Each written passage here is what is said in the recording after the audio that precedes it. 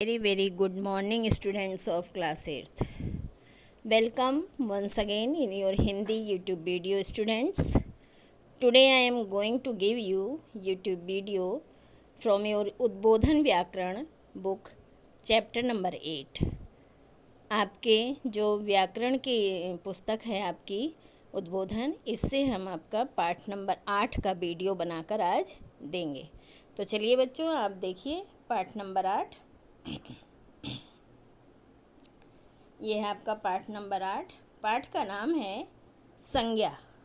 संज्ञा आप previous classes में भी पढ़ चुके हैं, लेकिन आज हम फिर से आपको और ब्रीफली एक्सप्लेन करेंगे जो आपके लेसन में दिया गया है जैसा। तो संज्ञा बच्चों, हम आपको एक कॉमन रूप से बताएं मोटे तौर से, तो दुनिया में जो भी नाम हैं वो चाहे किसी जीवित के प्राणी के हैं या किसी वस्तु के हैं या जगह के हैं, नाम कुछ भी है, किसी भी चीज़ का है, किसी भी मनुष्य का है, जानवर का है, चिड़िया, मतलब कोई भी प्राणी जो नाम होता है वो संज्ञा होता है।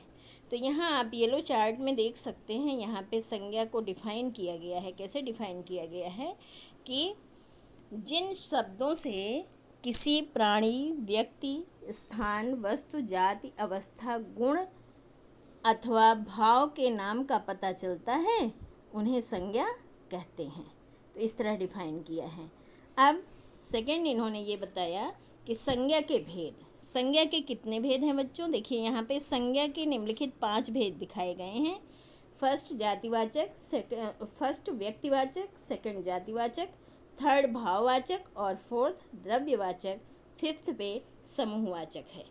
अब इन्होंने फर्स्ट को एक्सप्लेन किया है, उसका इन्होंने डिफाइन किया है। देखिए, व्यक्तिवाचक संज्ञा, जो शब्द किसी विशेष व्यक्ति, स्थान या वस्तु का बोध कराते हैं वो व्यक्तिवाचक संज्ञा होते हैं। जैसे आप उदाहरण में देखिए, ताजमहल आगरा में स्थित है, तो ताजमहल भी संज्ञा हो गया, आगरा भी। ताजमहल उस जगह को, उस बिल्डिंग को बता रहा है जो ताजमहल नाम के से जाना जाता है, और आगरा उस जगह को बता रहा है जिस सिटी में स्थित है वो। तो इस तरह से आगरा और ताजमहल दोनों यहाँ पर संज्ञा है बच्चों।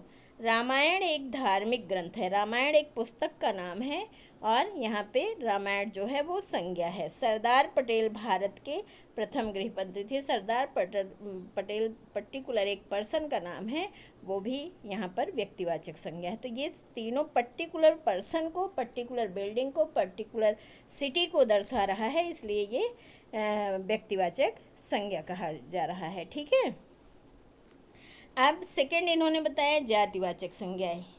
वे शब्द जो एक ही प्रकार के प्राणियों, वस्तुओं और स्थानों का बोध कराते हैं उन्हें जातिवाचक संज्ञा कहते हैं। जैसे माली पौधों को पानी दे रहा है, तो यहाँ पे माली भी जातिवाचक है, क्योंकि माली का नाम यहाँ नहीं दिया गया है पर्टिकुलर ये माली, जैसे रामू माली या श्यामू माली, ऐसा कोई नाम नहीं दिया गया है। और पौधों को किसी पर्टिकुलर पौधे का नाम नहीं दिया गया है, तो माली और पौधा ये दोनों ही जातिवाचक हैं। गाय, इसी तरह किसी विशेष गाय का यहाँ नाम नहीं दिया गया, इसलिए गाय भी जातिवाचक संज्ञा है, एक समूह को दर्शा रहा है। इसी प्रकार से पक्षी उड़ रहे हैं तो ये भी जातिवाचक संज्ञा है बच्चों। अब हम नेक्स्ट पेज पर पहुँचते हैं। नेक्स्ट पेज पर है भाववाचक संज्ञा। भाववाचक संज्ञा वे शब्द जो किसी व्यक्ति अथवा वस्तु के गुण, दशा, स्थिति आदि को अवस्था और भाव आदि को बोध कराते हैं, वो भाववाचक संज्ञा कहते हैं। जैसे बुढ़ापा, बुढ़ापा कष्ट देता है।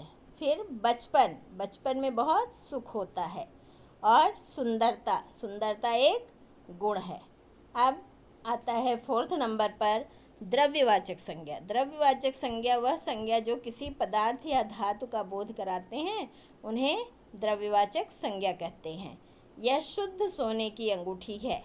ठीक है, यहाँ पे धातु सोना है ना, तो यहाँ पे ये द्रव्यवाचक संज्ञा है। इसी प्रकार मिट्टी भी धातु मानी जाती है और चांदी भी यहाँ पे। तो तीनों उदाहरण में जो ये धातुओं के नाम हैं, इसलिए यह द्रव्यवाचक संज्ञा हो गया। अब ये फिफ्थ में समूहवाचक, समूह में एक ग्रुप को जो दर्शाता है उसे समूहवाचक संज्ञा कहते हैं। देखिए उदाहरण में दिया है, वे शब्द जो किसी समूह अथवा समुदाय का बोध कराते हैं उन्हें समूहवाचक संज्ञा कहा जाता है। जैसे मैदान में सभा हो रही है, सभा एक समूह को कहते हैं।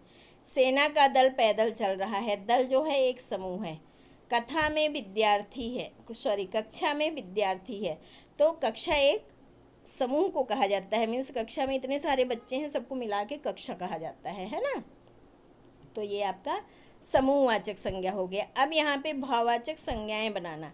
तो बच्चों इस चार्ट में भाववाचक संज्ञा कैसे बनाई जाती है ये दिखाया गया है। तो आप देखिए, जातिवाचक से भाववाचक बनाया है, जैसे भाई भाईचारा हो गया, मनुष्य मनुष्यता, सज्जन सज्जनता, लुटेरा लूट और शिशु शैशव।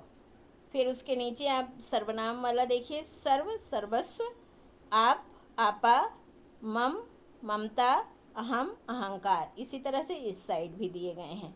और नेक्स्ट पेज पे हम पहुंचते हैं। नेक्स्ट पेज पे इन्होंने हमें विशेषण से भाववाचक संज्ञा बनाना और क्रिया से और अव्यय से। तो देखते हैं, विशेषण से पापी पाप, हरा हरियाली, लंबा लंबाई, स्वस्थ स्वास्थ्य, युवा यौवन, साफ सफाई, प्यासा प्यास।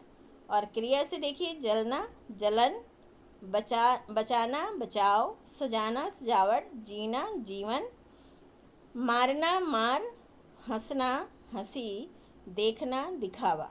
और अव्यय से देखिए, जैसे आगे पीछे आगा पीछा, धिक धिक्कार, निकट निकटता। इसी तरह से राइट साइड के में भी दिए हुए हैं बहुत सारे शब्द जो आप पढ़ सकते हैं और लर्न कर सकते हैं, समझ सकते हैं।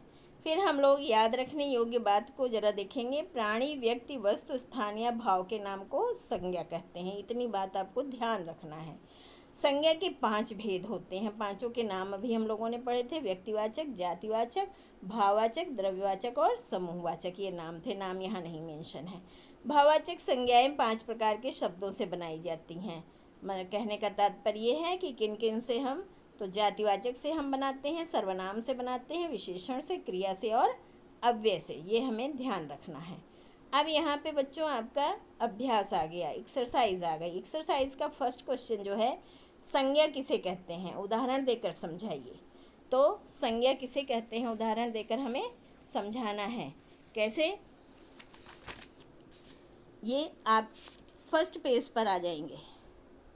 फर्स्ट पेज पर आइए, देखिए हमने टिक लगा रखा है। ये जो येलो चार्ट में है, ये संज्ञा किसे कहते हैं पूरी डेफिनेशन है। देखिए लिखा है, उन्हें संज्ञा कहते हैं जिस शब्दों से लेकर।